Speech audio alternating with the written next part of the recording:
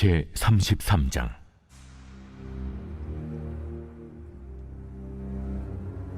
여호와의 말씀이 내게 임하여 이르시되, 인자야, 너는 내 민족에게 말하여 이르라.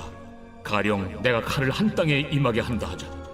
그 땅 백성이 자기들 가운데 하나를 택하여 파수꾼을 삼은 그 사람이 그 땅에 칼이 임함을 보고 나팔을 불어 백성에게 경고하되, 그들이 나팔 소리를 듣고도 정신 차리지 아니하므로 그 임하는 칼에 제거함을 당하면 그 피가 자기의 머리로 돌아갈 것이라.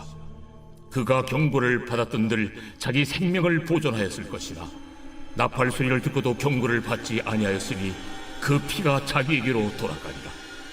그러나 칼이 임함을 파수꾼이 보고도 나팔을 불지 아니하여 백성에게 경고하지 아니하므로 그 중에 한 사람이 그 임하는 칼에 제거당하면 그는 자기 죄악으로 말미암아 제거되려니와 그 죄는 내가 파수꾼의 손에서 찾으리라.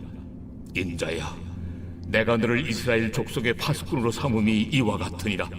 그런즉 너는 내 입의 말을 듣고 나를 대신하여 그들에게 경고할지어다.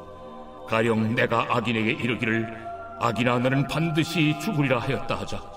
내가 그 악인에게 말로 경고하여 그의 길에서 떠나게 하지 아니하면 그 악인은 자기 죄악으로 말미암아 죽으려니와 내가 그의 피를 네 손에서 찾으리라.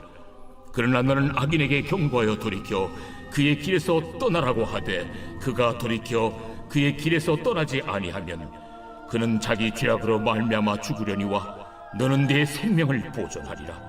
근숙가정 여러분 안녕하십니까? 오늘 본문은 하나님의 에스겔을 파수꾼으로 부르시고 그 책임을, 그 파수꾼으로서의 그 사명을 다할 것을 요구하시는 내용입니다. 하나님이 에스겔을 부르실 때에 인자라고 부르십니다. 사람의 아들이라는 의미죠. 에스겔에서만 186번이 나타나는데 오늘 본문 2절에서도 하나님이 에스겔을 인자라고 부르십니다. 그런데 1절에서 하나님의 말씀이 에스겔에게 임했다라고 나타나는데, 그렇다면 인자인 그 사람의 아들인 에스겔에게 하나님의 말씀이 임했다면 이제 에스겔이 하는 말은 사람의 말이 아니라 하나님의 말씀임을 알 수 있습니다. 이로 인해서 하나님의 말씀이 하늘에만 갇혀 있는 것이 아니라 에스겔을 통해서 땅에 드러나게 된 것이죠. 그런데 여기서 한 가지 주목해야 될 것은 하나님이 표적과 기적으로 하나님 자신을 계시하지 않으시고 사람을 통해서 하나님의 뜻을 계시하셨다는 것에 주목할 필요가 있습니다. 전능하신 하나님이 기적과 기적이나 표적, 징조들을 통해서 하나님의 마음을 드러내지 않고 사람을 택하셨다는 것은 사람이 가장 하나님을 온전히 드러낼 수 있는 존재이기 때문이라 할 수 있습니다. 에스겔서 33장 11절을 보면 하나님께서 나의 삶을 두고 맹세하노니 나는 악인이 죽는 것을 기뻐하지 아니하고 악인이 그의 길에서 돌이켜 떠나 사는 것을 기뻐하노라 라고 말씀하시며 하나님의 뜻이 멸망이 아니라 회복이고 구원에 있음을 알 수 있습니다. 에스겔에게 주어진 파수꾼의 사명은 사실상 선지자의 사명과 거의 동일한데요. 사람들이 듣던지 듣지 않던지 자신이 본 것과 들은 것을 말하는 것, 듣는 사람들이 어떻게 반응하든지 자신이 들은 것을 말하고 세례 요한과 같이 광야에 외치는 소리가 되는 것입니다. 제사장이었던 에스겔을 에스겔서 2장에서 하나님께서 선지자로 부르시고 오늘 보면 33장에서 선지자와 비슷한 사명인 파수꾼으로 다시 에스겔을 부르신 것은 대언함으로 하나님의 뜻을 드러내는 그 사명을 에스겔의 마음과 영에 더 새기기 위함이 아닐까라는 생각이 듭니다. 이와 동일하게 이 땅을 향한 그리고 사람을 향한 하나님의 마음을 계시하고 드러내는 통로가 될 사람, 닫혀진 계시의 문을 다시 열어줄 사람을 찾으시는 것 같습니다.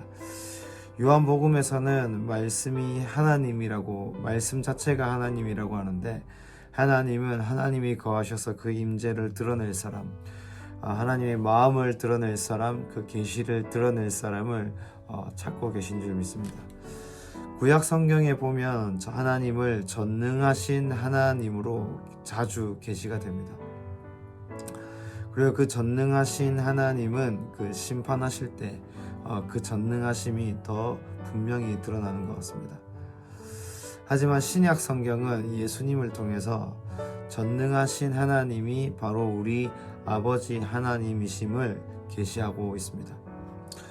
계시가 없어 가장 어두웠던, 가장 흑암이 가득했던 그 순간에 하나님은 예수를 통해서 아버지 하나님을 계시해 주셨습니다.